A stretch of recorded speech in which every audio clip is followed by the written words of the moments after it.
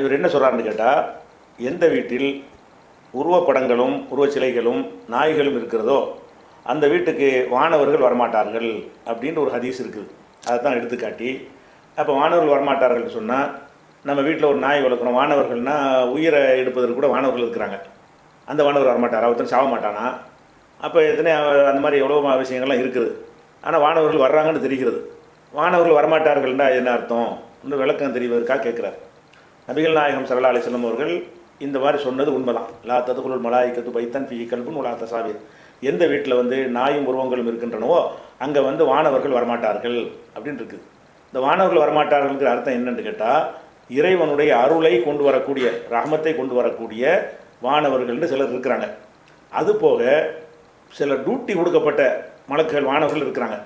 அவங்க டியூட்டி வேலை சுமத்தப்பட்டவர்கள் அவங்க பணியை செய்வதற்காக வந்தும் போய் கொண்டு தான் இருப்பார்கள். எதை கொண்டும் அதை நீங்கள் தடுத்துற முடியாது.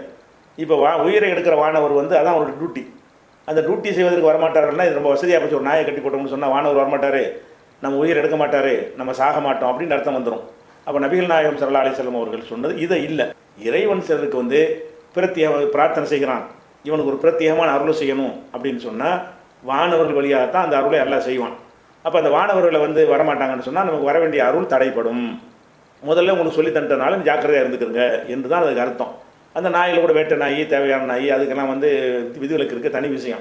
உருவப்படங்களுக்கும் விதிவிலக்கு இருக்குது. சின்ன உருவப்படம், மதிப்பில்லாத முறையில் வைக்கக்கூடிய உருவப்படம், அந்த மாதிரி உள்ளதுக்கெல்லாம் என்ன இருக்குது, பிள்ளைகளுக்கு கற்றுக் கொடுக்குற பாடப்புத்தகத்தில் உள்ள உருவப்படம், பேப்பரில் வரக்கூடிய உருவப்படம், ரூபாய் நோட்டுகளில் இதுக்கெல்லாம் விதிவிலக்கு இருக்குது. அதுக்கெல்லாம் ஆதாரங்களோட உருவப்படங்கள்னு சொல்லி ஆன்லைன் BJ.in அடித்து பார்த்தீங்கன்னா அது பெரிய ஆர்டிக்கலே வரும், அதில் படி தெரிஞ்சுக்கிறங்க. இப்போ விஷயம் என்னென்னு கேட்டால், வானவர்கள் வரமாட்டார்கள் அப்படிங்கிற ஒரு விஷயம் இறை அருளை கொண்டு வர சிறப்பு வானவர்கள் வரமாட்டார்களே தவிர, பணி சுமத்தப்பட்ட பொறுப்பு படைக்கப்பட்ட வானவர்கள் நீங்கள் என்ன செஞ்சாலும் வருவார்கள், அவங்களோட டியூட்டியை கரெக்டாக செய்வார்கள் அப்படின்னு தான் அதை விளங்கிக் கொள்ள வேண்டும்.